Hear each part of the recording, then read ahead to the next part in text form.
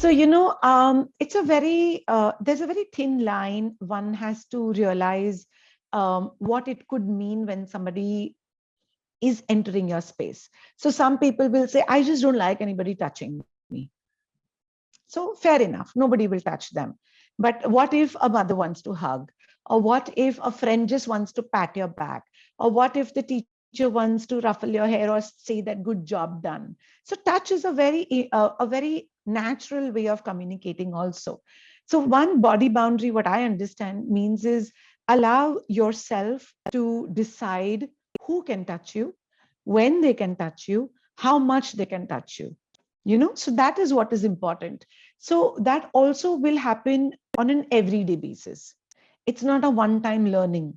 So as a parent, I think what we can teach our boys is it's not necessary that only girls need to be taught and you need to know how to treat a girl. You also must have your own body boundary.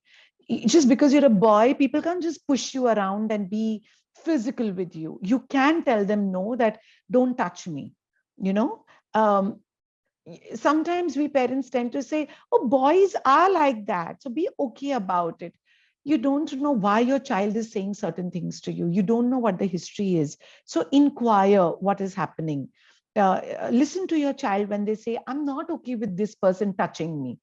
So for example, when relatives come and we tell them, pair chuo, or give a hug to so and so person, doesn't matter what the gender or the relationship is. Go and hug your relative or let them kiss you. They really like you a lot. But the child may not be okay with that. So learn to teach your child it's okay to say no. Tell them that, you know what, I am uncomfortable with you hugging, or I'm uncomfortable with the hugs. Can we just high five, or, do namaste? Can we do something else? I do not like hugs. So it's okay to say that. Teach your children that you may not like a hug from one person, but you're okay hugging the other two.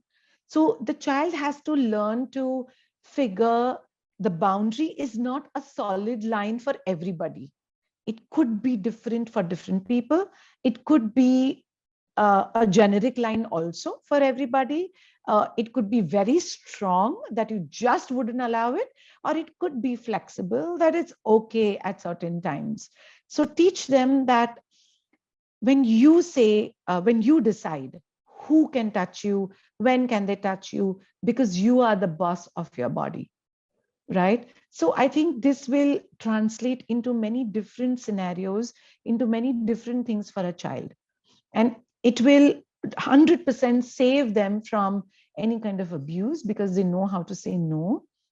It can allow them to make decisions, to walk away from a certain relationship, because we know how domestic violence is taking shape for both genders, or for all genders for that matter.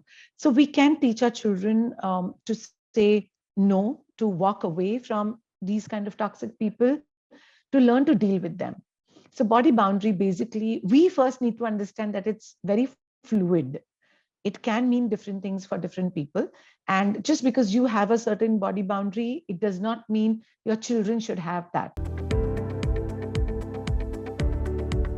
I think topics like safe touch and unsafe touch is generic for all children and parents, whether it's a boy or a girl. One, as parents, we need to be very, very educated about what the facts are.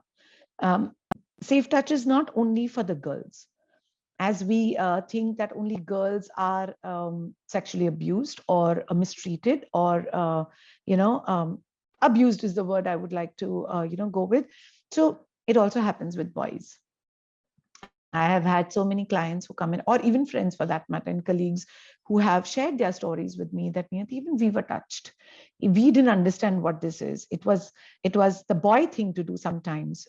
Sometimes I let it happen because I just thought all boys do this. But now I realize how inappropriate it was.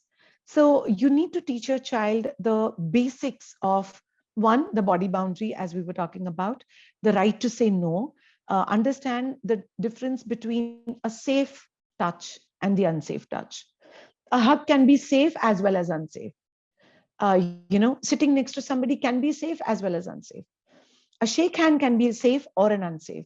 So show it to them. Tell them how a regular person will shake hands. So shake hands with them and say, just go 1, 2, 3 at the maximum, like, 3 seconds, and then leave the hand. So if somebody is high-fiving you, don't allow them to then start, touching you all over. Immediately you're done.